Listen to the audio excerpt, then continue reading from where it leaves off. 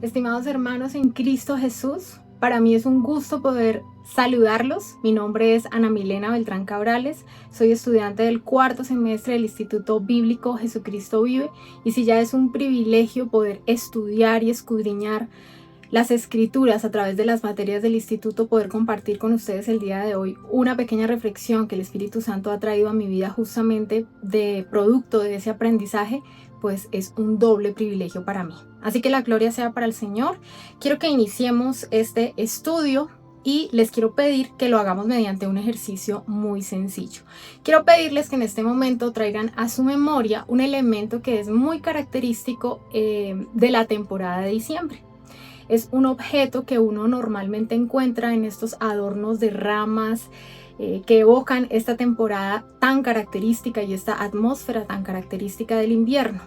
Les estoy hablando de estas comúnmente llamadas piñitas de pino, y que son del tamaño de un huevito tal vez, que son de forma cónica o de trompo, secas, duras, color marrón. Yo sé que son muy comunes y de pronto las hemos referenciado ya, pero para los que no, con toda seguridad producción nos ayudará a incluir en la pantalla una imagen de referencia para las personas que de pronto todavía no lo han recordado. Bueno, les quiero hablar de este sencillo elemento. Estos piñitas de pino, en realidad es su nombre botánico, son conos de los pinos. Y en muchas especies de pinos, estas estructuras de los conos contienen en sí mismas las semillas que darán lugar a nuevos árboles de pino, a la nueva generación de pinos.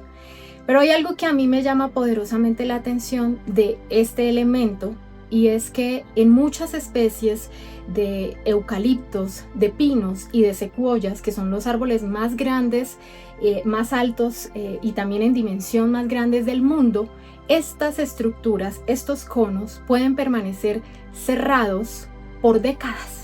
Están sellados por una especie de resina que impide que el agua, la humedad, el viento, el tiempo puedan penetrarlas para que éstas se abran y las semillas puedan caer a tierra y germinar. Pero lo más poderoso de este proceso es que es a través del calor intenso, como el de un incendio forestal, el que permite que estas estructuras se abran para que las semillas puedan caer a tierra y por lo tanto germinar. Este es un proceso o un fenómeno mejor de la naturaleza que recibe el nombre de serotinia, y es precisamente el proceso mediante el cual el fuego, que aparentemente es destructivo, el que cumple una labor principal y fundamental para la germinación de nuevas semillas y de nuevos territorios de este tipo de plantas. Es decir, que en lugar de morir por las llamas, lo que en realidad ocurre es que éstas germinan, maduran y florecen. Mis amados hermanos, aunque no es cómodo decirlo, muchas veces el calor intenso de la prueba en la vida del cristiano cumple una labor muy similar a lo que acabamos de escuchar. No es agradable, no es fácil y no es precisamente el proceso que nosotros escogeríamos, pero sí o sí es el instrumento que Dios utiliza para forjar en nosotros algo que de otra manera no ocurriría, y es precisamente hacernos germinar, hacernos madurar y hacernos florecer. Por eso, mis hermanos, la palabra de Dios nos dice en la epístola de Santiago, capítulo 1, versículos del 2 al 4, lo siguiente: amados hermanos, cuando tengan que enfrentar cualquier tipo de problemas, considérenlo como un tiempo para alegrarse mucho, porque ustedes saben que siempre que se pone a prueba la fe, la constancia tiene una oportunidad para desarrollarse. Así que dejen que crezca, pues una vez que su constancia se haya desarrollado plenamente, serán perfectos y completos y no les hará falta nada. Este, para mí, mis hermanos, es uno de esos pasajes que no se explican fácilmente, sino que a través del Espíritu Santo se enfrentan con valentía, porque yo sé que hay temporadas en donde la vida golpea con fuerza, en donde las pruebas no tienen un aparente sentido y donde nosotros no podemos encontrar una razón de por qué atravesamos por ciertas situaciones. Pero aquí lo que yo creo que el Espíritu Santo está revelándonos a través de Santiago es precisamente a que nosotros seamos retados a confiar en algo más grande que en la lógica humana. Y es justamente que Dios no se equivoca, que Dios no pierde el control y que aún en medio del fuego, Él sabe exactamente lo que hace. Mis hermanos, el tema de esta reflexión es la obra de Dios en medio de la prueba y lo he titulado como La fe se prueba y en la prueba se forma. Para que lo podamos estudiar, quiero que respondamos un par de preguntas a la luz de la palabra y en el marco de este texto base que acabamos de leer en la epístola de Santiago. Así que arranquemos con la primera pregunta. Es la siguiente: ¿es opcional atravesar pruebas en la vida cristiana? Y para ello vamos a responderla leyendo nuevamente nuestro texto base, pero esta vez vamos a hacer solamente la lectura del versículo número 2 en su parte A. Dice de la siguiente manera: amados hermanos, cuando tengan que enfrentar cualquier tipo de problemas. Así que si hacemos esta lectura rápida, podemos también responder rápidamente que no es opcional, ¿verdad? Pero hay una respuesta larga que vamos a estudiarla para entenderla. Precisamente porque creo que aquí hay una palabra que es muy importante y que no podemos ni ignorar ni obviar. Santiago, o el Espíritu Santo a través de Santiago, dice la palabra cuándo. Es decir, que no dice si algún día pasa o puede que en alguna oportunidad llegue a ocurrir. Santiago dice cuando tengan que enfrentar.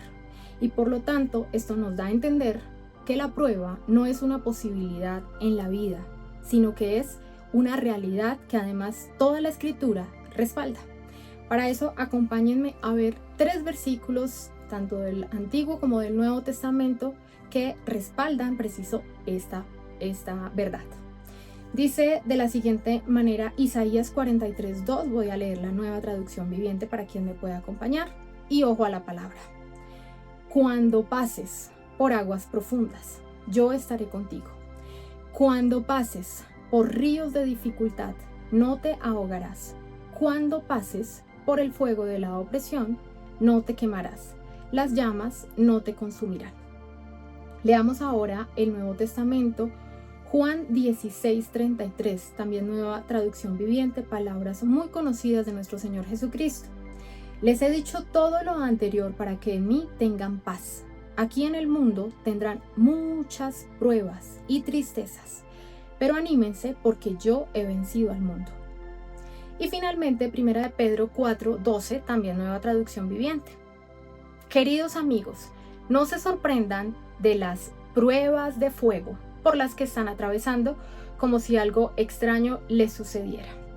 Así que mis hermanos, si reunimos todos estos textos de apoyo que acabamos de leer, podemos entender que la prueba no es una excepción en la vida, sino que es parte del camino. Y asimismo, este pequeño versículo en su parte A que estamos analizando, dice cualquier tipo de problemas. Así que podemos entender que las pruebas pueden venir en distintas formas, intensidades y afectando también diferentes áreas de la vida. Por lo que no es solamente un tipo de pruebas en el que la fe del creyente es confrontada, sino múltiples escenarios en donde precisamente el cristiano es probado. Serán entonces pruebas en la familia, pruebas económicas, pruebas en la salud, pruebas laborales, tiempos de espera, silencios de Dios, pruebas mentales, pruebas físicas, no de Dios, esperas de Dios. Momentos en donde no entendemos, mis hermanos, lo que estamos pasando y vuelvo e insisto, no hay una explicación lógica para poder darles algún tipo de razón. Y en muchas ocasiones, si lo habrán notado, estas dificultades no llegan de manera aislada, sino que se cruzan, se acumulan y presionan distintas áreas del creyente al mismo tiempo. Así que mis hermanos, la respuesta larga es igual que la respuesta corta. No hay nada que podamos hacer para evitar la prueba en la vida cristiana, es decir, que la prueba no es opcional. Pero estoy segura que al igual que yo, cuando ustedes leyeron los 3 textos de apoyo, con los que iniciamos el primer punto, encontraron algo que es profundamente esperanzador, y es que la misma escritura nos revela que las pruebas no son escenarios vacíos. Los mismos textos que afirman cuando pases, en el mundo tendrán aflicción y no se sorprendan, no solamente nos anuncian la realidad de la prueba, ya eso quedó claro. Lo que nos está diciendo además es que estas pruebas no vendrán solas, sino que vienen acompañadas por la presencia constante y permanente de Dios. No llegan entonces ni como un descuido de Dios, ni como pérdida de control, ni como eventos aislados ni sin sentido. Llegan dentro del marco en el cual Dios sigue obrando y Dios sigue estando presente. Por eso lo esperanzador, para que finalicemos este primer punto, no es que yo les pueda decir que podamos evitarlas. Lo esperanzador, mis hermanos, es que Dios ha decidido no dejarnos solos en medio de las pruebas que atravesamos, sino que estas pruebas llegan con un propósito, y ese propósito no ocurre en ausencia de Dios, sino en su compañía, bajo su mano, guiando, dirigiendo y sosteniendo cada parte del proceso. Continuemos con la pregunta número 2. Dice, ¿cuál es la actitud que espera Dios de nosotros en medio de la prueba? Y para ello, terminemos de leer el versículo número 2 en su parte B. Considérenlo como un tiempo para alegrarse mucho, dice la palabra. Aquí, mis hermanos, el texto da un giro que, si soy completamente honesta con ustedes, es tremendamente incómodo. Porque inmediatamente después de decirnos que las pruebas no son evitables, o que las pruebas son inevitables, nos dice cómo espera Dios que respondamos a ellas. Y nos dice, justamente, alégrense mucho. Tómenlo como un tiempo para alegrarse mucho. Esta respuesta que espera Dios, mis hermanos, no es ni lógica ni natural, ni nace espontáneamente del ser humano cuando enfrenta una dificultad. Justamente porque cuando éstas llegan, lo que hace el ser humano es preocuparse, angustiarse, frustrarse e inclusive también sentir mucho enojo.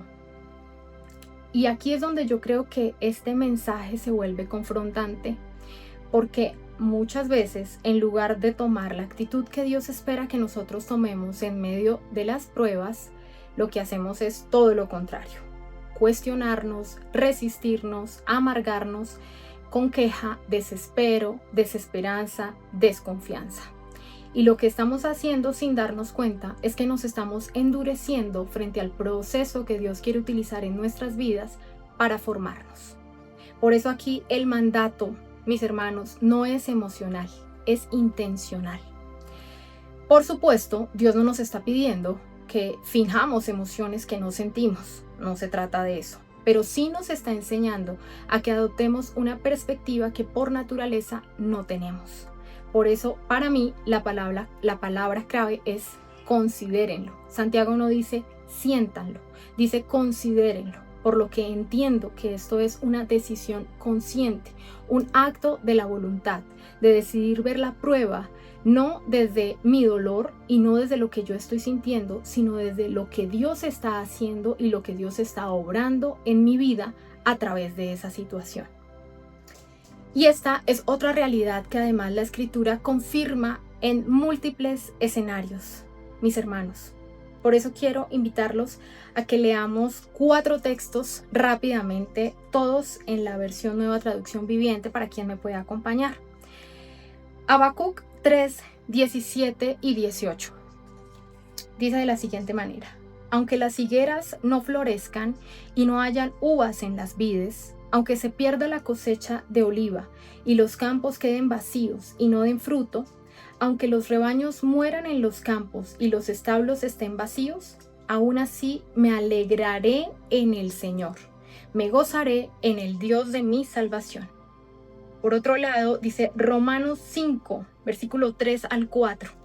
También nos alegramos al enfrentar pruebas y dificultades, porque sabemos que nos ayudan a desarrollar resistencia, y la resistencia desarrolla firmeza de carácter, y el carácter fortalece nuestra esperanza segura de salvación. Primera de Pedro 1:6 dice, así que alégrense de verdad. Les espera una alegría inmensa, aunque tienen que soportar muchas pruebas por un tiempo breve. Y finalmente, Primera de Pedro 4:13 dice, en cambio, alégrense mucho, porque estas pruebas los hacen ser partícipes con Cristo de su sufrimiento, para que tengan la inmensa alegría de ver su gloria cuando sea revelada a todo el mundo. Así que mis hermanos, aquí estamos hablando de gozo, de alegría, de felicidad en medio de los procesos inentendibles, incomprensibles. Y para mí, el gozo del que nos está hablando la Biblia, por supuesto, no es gozo basado en la circunstancia, sino en la certeza de que Dios está obrando en medio de cada una de estas situaciones. No es tampoco alegría por el dolor, es gozo por el propósito. Tampoco, mis hermanos, es negar lo que pasa, pero es entender que lo que pasa no es lo único que está pasando. Así que, mis hermanos, el texto de Santiago nos está llamando a algo más alto que solamente a reaccionar desde la emoción, a que no interpretemos las pruebas desde el dolor y a que no reduzcamos lo que Dios está haciendo solamente hasta lo que podemos entender. El gozo en medio de la prueba, mis amados hermanos, es evidencia de la confianza en Dios. Es la forma de decirle al Señor, no entiendo, pero confío en ti. No me gusta, pero confío en tu propósito. Me duele, pero sé que estás obrando. El gozo en medio de la prueba es una evidencia, vuelvo e insisto, de confianza en Dios. Y el tema del gozo y de la alegría también nos recuerda la palabra, mis hermanos, que es fortaleza. Dice Nehemías 8:10, no se entristezcan porque la alegría del Señor es la fortaleza de ustedes. El gozo entonces es fortaleza, mis hermanos, y cuando una ciudad pierde su fortaleza queda expuesta y vulnerable, y de la misma manera ocurre con nosotros. Una persona o un creyente sin gozo en medio de la prueba pierde fuerza para resistir, claridad para discernir y estabilidad para permanecer. Así que, mis hermanos, el gozo en la prueba no nace de lo que estamos viviendo, sino nace de a quién le estamos confiando lo que estamos viviendo.